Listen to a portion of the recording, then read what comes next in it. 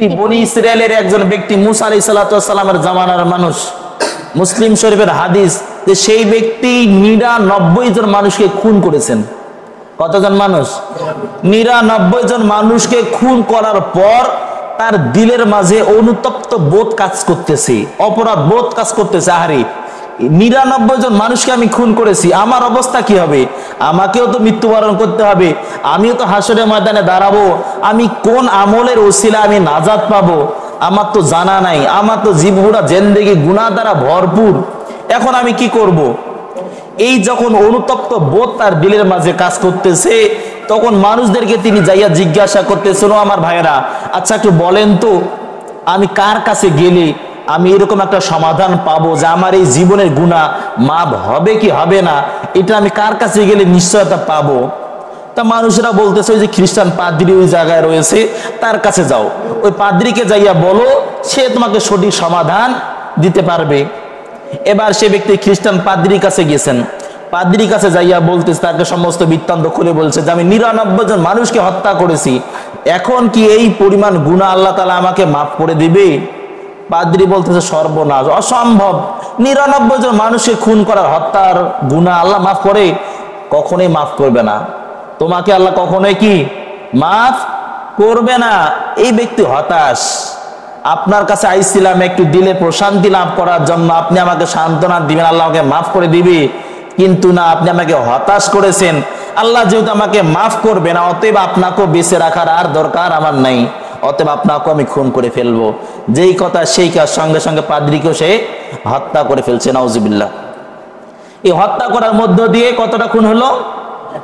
১০০ মানুষকে হত্যা করেছে।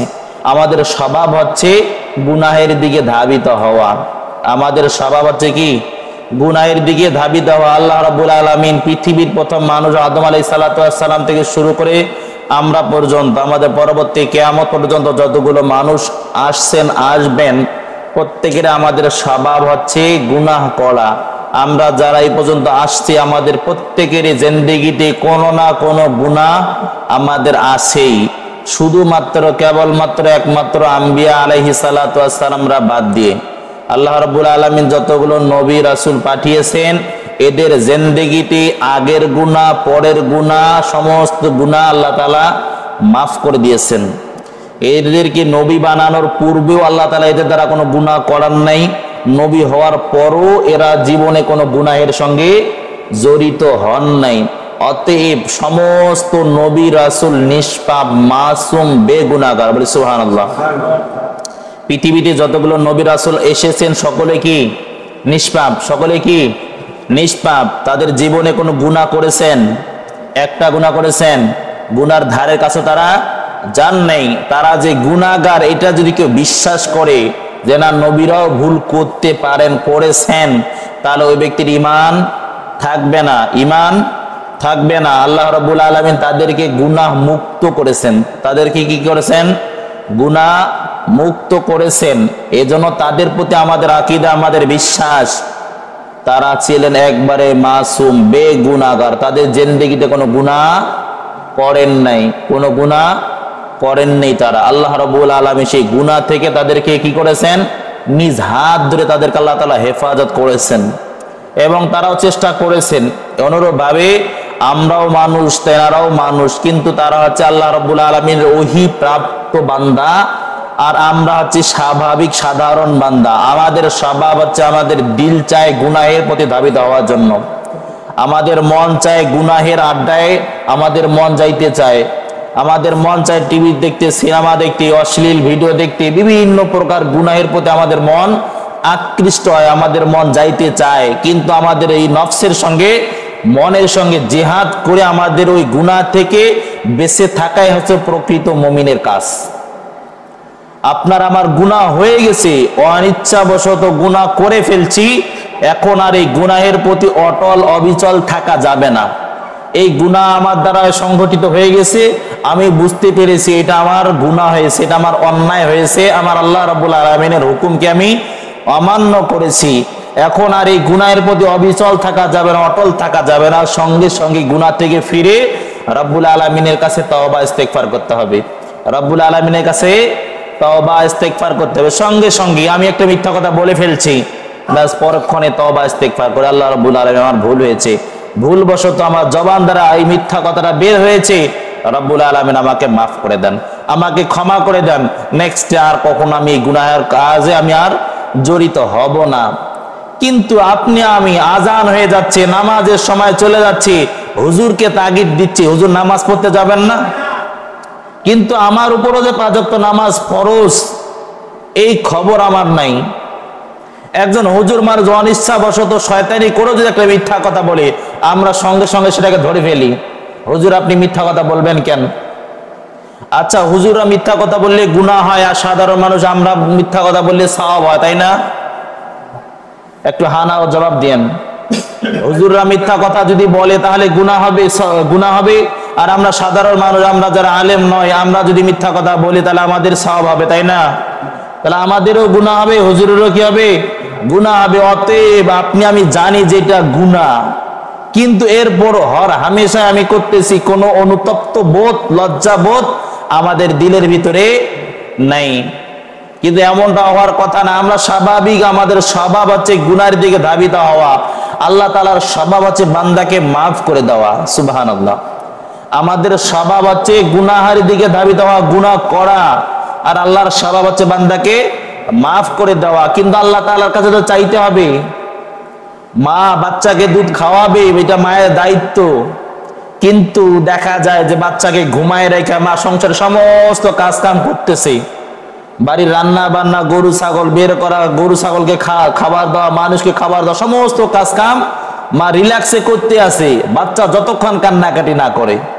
কিন্তু দেখা যায় যে বাচ্চা যতক্ষণ পর্যন্ত কান্না না করে ততক্ষণ কি মা রিল্যাক্সে কাজ করতেছে, কোনো টেনশন নাই, টেনশন ফ্রি অবস্থায় কাজ করতেছে। কিন্তু দেখা যায় যে যখন বাচ্চা কান্না করে উঠছে, মা শত ব্যস্ততা অপেক্ষা করে, সমস্ত কাজ কাম বাদ দিয়ে মা আবার বাচ্চাকে দুধ খাওয়ার জন্য দৌড়ে আসে, ঠিক কিনা?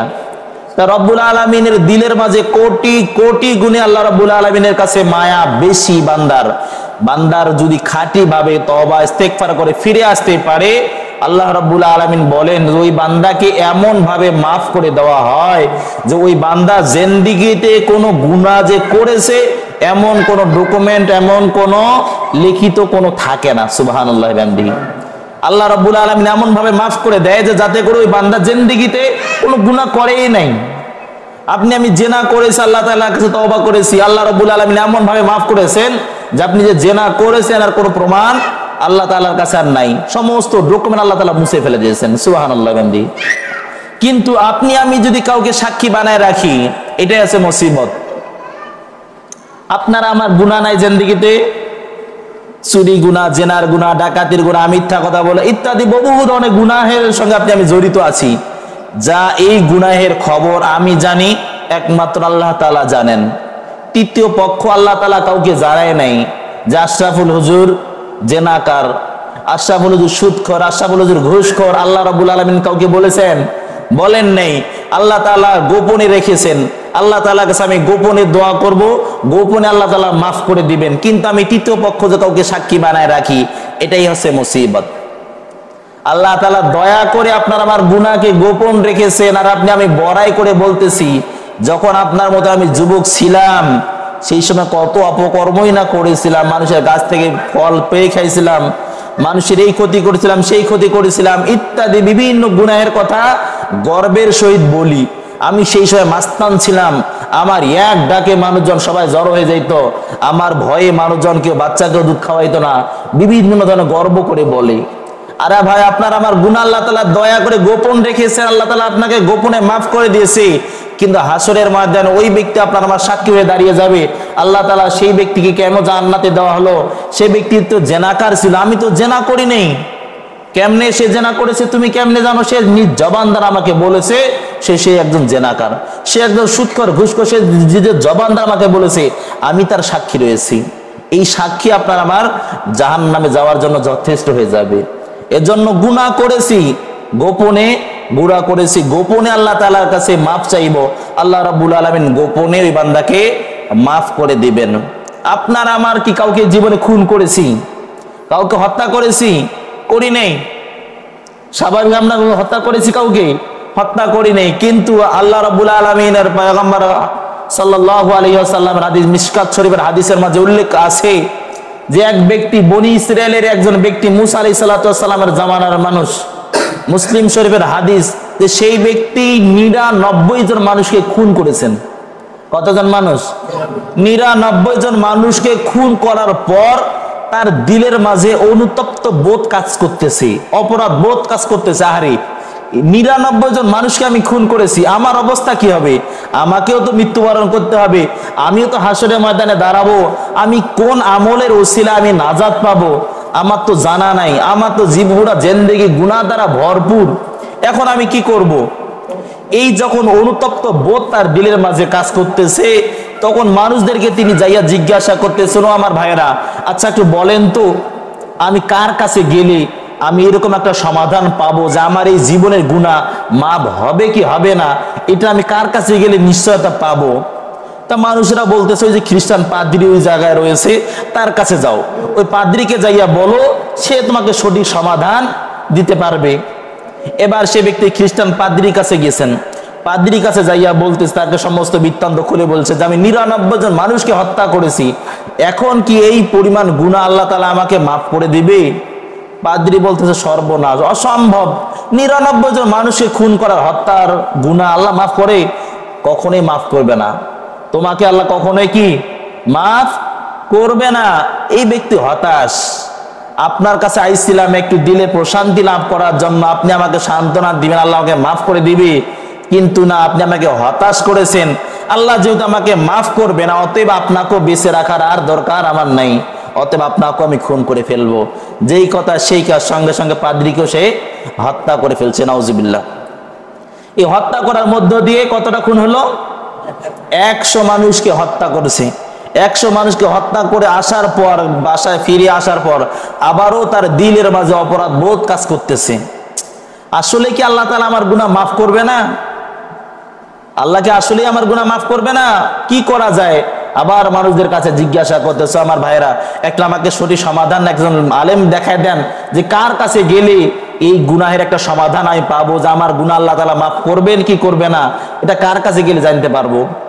মানুষজন বলতেছে, খ্রিস্টানের কাছে যাইয়া তো লাভ হয়নি, এবার মুসলমানের কাছে যাও, ওই যে গ্রামে একজন আলেম আছে, ওই আলেমের কাছে যাও, আলেমের কাছে গেলে হয়তো বা সঠিক সমাধান পাইতে পারো। এবার আলেমের কাছে গিয়েছেন, যাইয়া বলতেছে, হুজুর আমার এরকম বৃত্তান্ত, আমি এরকম 100 মানুষকে আমি খুন করেছি, এখন আল্লাহ তাআলা আমাকে মাফ করবেন কিনা?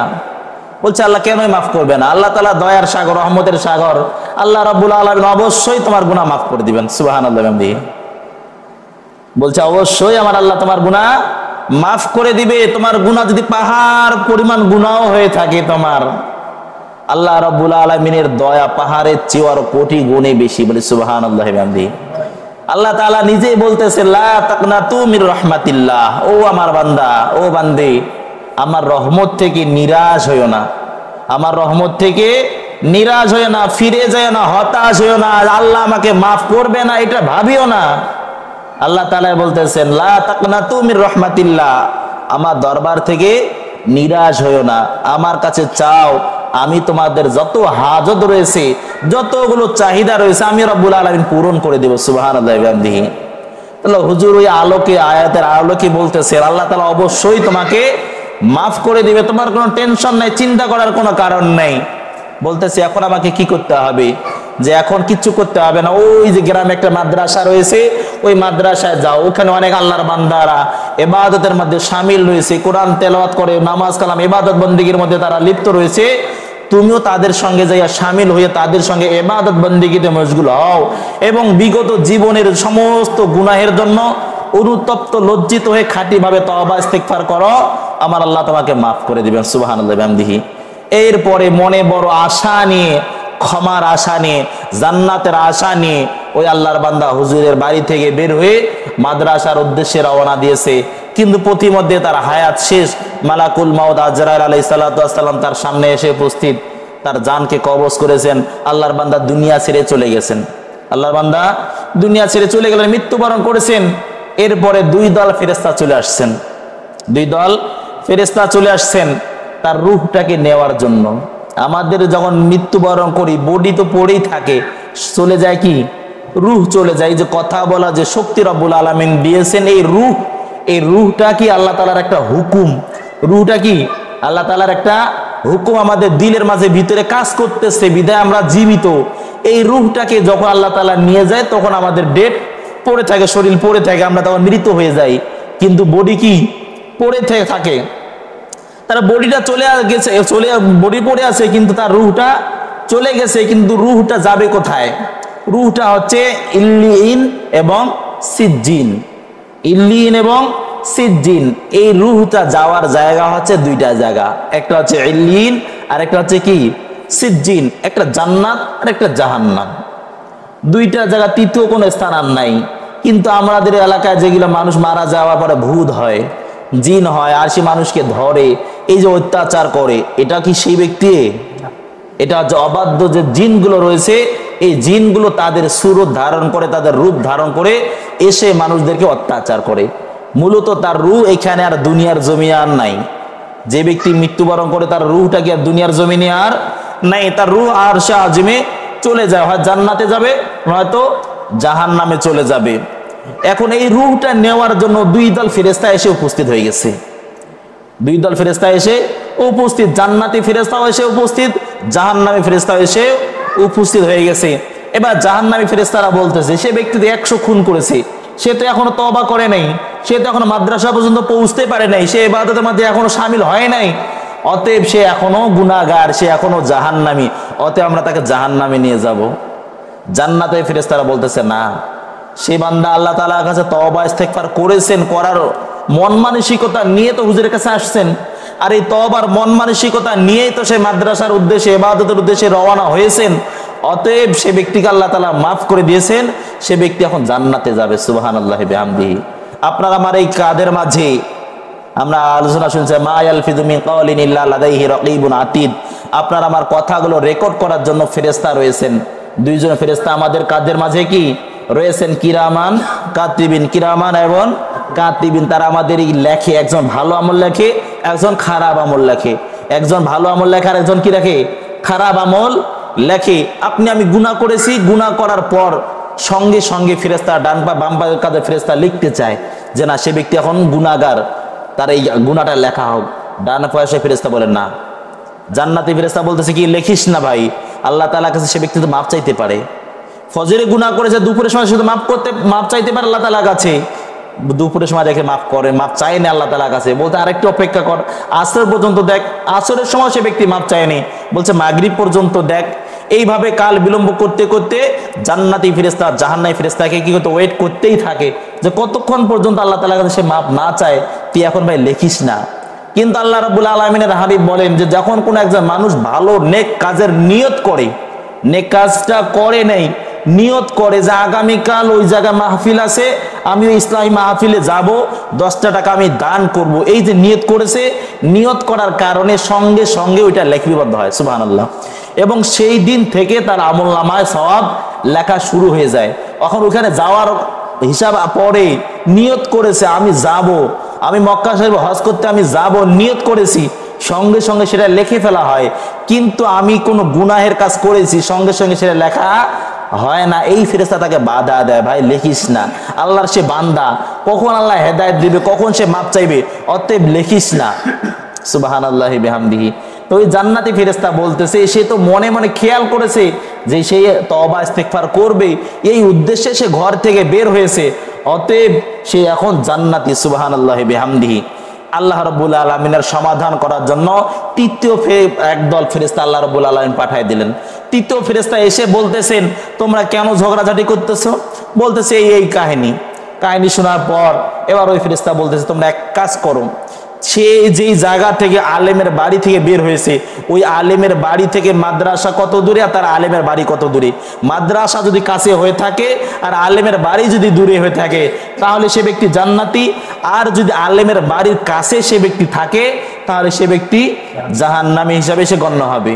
কিন্তু মূলত ওই ব্যক্তি আলেমের বাড়ির কাছাকাছিই ছিল, মূলত আলেমের বাড়ির কাছাকাছিই ওই ব্যক্তি ছিল, কিন্তু আল্লাহ রাব্বুল আলামিন বান্দার দিলের খবর রাখেন, অন্তরে মাঝে সে তওবা ইস্তেগফার করেছে আল্লাহ তাআলার কাছে, আল্লাহ রাব্বুল আলামিন ওই ব্যক্তিকে জান্নাতি বলে ঘোষণা করেছেন। সুবহানাল্লাহ। যেহেতু আল্লাহ তাআলা মাফ করে দিয়েছেন, এই জন্য আল্লাহ রাব্বুল আলামিন জমিনকে হুকুম দিলেন, জমিন তুমি সংকুচিত হয়ে যাও। জমিন কি হয়ে যাও? সংকুচিত হয়ে যাও। এবার দেখা গেল যে মাদ্রাসা ওই ব্যক্তির কাছাকাছি চলে আসছে। সুবহানাল্লাহি বিহামদিহি। মাদ্রাসা মাপের যোগে দেখা গেল এবার মাদ্রাসায় তার কাছাকাছি চলে আসছে। আল্লাহ রাব্বুল আলামিন এই ফেরেশতারা, জান্নাতি ফেরেশতারা তাকে নিয়ে জান্নাতে চলে গেছেন। সুবহানাল্লাহি বিহামদিহি। তাহলে বলতেছিলাম আল্লাহ রাব্বুল আলামিনের কাছে আপনার আমার গুনাহ কত বড় এটা দেখার বিষয় নেই। আল্লাহ রাব্বুল আলামিন দেখে বান্দার অন্তর। আল্লাহ তাআলার যদি খাঁটি ভাবে তওবা ইস্তেগফার করে ফিরে আসে, তাহলে আল্লাহ রাব্বুল আলামিন ওই ব্যক্তিকে নিষ্পাপ মাসুম হিসাবে ঘোষণা করেন। সুবহানাল্লাহি বিহামদিহি। তাহলে আপনি যত বড়ই গুনাহগার হই না কেন, ওই গুনাহের প্রতি অবিচল না থেকে তওবা ইস্তেগফার করাই হচ্ছে প্রকৃত মুমিনের কাজ। এখন আপনি আমি তৃপ্তি পাইতে পারি, যাক ওই ব্যক্তি 100টা মানুষকে খুন করার পরও সে যদি জান্নাতে যাইতে পারে, তাহলে আমি যাব না কেন? আমিও যাব। কিন্তু ওই ব্যক্তি তওবা করার সুযোগ পাইছে, পায় নাই? কিন্তু আপনি আমি তওবা করার সুযোগ পাবো, নিশ্চয়তা আছে? নিশ্চয়তা আছে? কোন নিশ্চয়তা নাই। কার কোন অবস্থায়, কেউ বাসের অ্যাক্সিডেন্ট হয়ে মারা যাবে, কেউ পানিতে ডুবে, কেউ আগুনে পড়ে, কেউ স্বাভাবিকভাবেই মৃত্যুবরণ করবে। কিন্তু আল্লাহ তাআলা যাকে কবুল করবে তার জবান দ্বারায় কালিমা বের করবেন। মৃত্যুর সময় তার জবান দ্বারায় কি করবে? কালিমা বের করবে, তওবা করার তার সুযোগ দিবে। কিন্তু আপনাকে আমাকে সুযোগ যে দিবে এর কোনো নিশ্চয়তা আমাদের নাই। এই যে ফেনীতে বন্যা চলতেছে, এই বন্যায় শত শত মানুষ কি মৃত্যুবরণ করে লাশগুলো ভেসে বের হচ্ছে। সে ব্যক্তি কি জানে যে আমি মৃত্যুবরণ করব? বড় বড় দালান কোঠা ভেঙে চুরমার হয়ে যাইতেছে। তারা কি জানে যে এখন আমাকে তওবা করার সময় এসে গেছে? আমাকে অনেক যুবক মোটরসাইকেল নিয়ে সেই মশানে গাড়ি চালাইতেছে, 100 স্পিডে সে চালাইতেছে। হঠাৎ করে একটা পাস্টরের সঙ্গে ধাক্কা লেগে বা সঙ্গে ডেট, সঙ্গে কি মৃত্যু সেখানেই। কিন্তু ওই ব্যক্তি, ওই ছেলে কি, ওই যুবক কি মৃত্যু আসবে সে জানে? তওবা করার সুযোগ সে পাইছে? তওবা করার সুযোগ পায় নাই। আমাদের এমনও হতে পারে আমরা বিছানায় স্বাভাবিকভাবে আমরা মৃত্যুবরণ করব, কিন্তু আল্লাহ তাআলা যদি চাহে জবানে কালিমা নসিব হবে না। জবানে কালিমা নসিব কি হবে না। এই জন্য জবানে যেন কালিমা নসিব হয়, এই জন্য এখন থেকেই প্রতিজ্ঞাবদ্ধ হই, আল্লাহ তাআলার কাছে খাঁটিভাবে তওবা করি। রব্বুল আলামিন আমাদের তামাম জিন্দেগির গুনাহগুলো আল্লাহ তাআলা মাফ করে দেন, বলে আল্লাহুম্মা আমিন। এবং এখন থেকে তওবা করি, যা গুনাহ করেছি এই গুনাহগুলো থেকে আমাদেরকে ফিরে আসতে হবে। মুরগিও তো তওবা করে। মুরগি দেখছেন না, পায়খানা খায় না মুরগি? অনেক মুরগি পায়খানা খায়, খাওয়ার পর আবার সঙ্গে সঙ্গে ঠোঁটটা মুছে নেয়, আবার সামনে বাচ্চার পায়খানা পাইছে আবার খাইতে আসে, আবার পায়খানা পাইছে আবার কি খাইতে আসে। তো এইরকম তওবা করলে তওবা কি কাজ হবে? হবে না। তবেও তারপরও আমাদেরকে সব সময় তওবার মন মানসিকতা নিয়ে থাকতে হবে। আল্লাহ রাব্বুল আলামিনের কাছে এই জন্য আমরা এই যে আজকে জুমা এসে নামাজ পড়তে, আগামী জুমা, গত জুমা থেকে এই জুমা মাঝখানে যতগুলো আমরা সগীরা গুনাহগুলো করেছি, আজকের এই জুমায় উপস্থিত হওয়ার কারণে আল্লাহ তাআলা সেই সগীরা গুনাহগুলো মাফ করে দিয়েছেন। আবার আগামী জুমার জন্য নিয়ত করেন, মাঝখানে যা সগীরা গুনাহগুলো হবে এই গুনাহগুলো আল্লাহ তাআলা কি করবেন? মাফ করে দিবেন।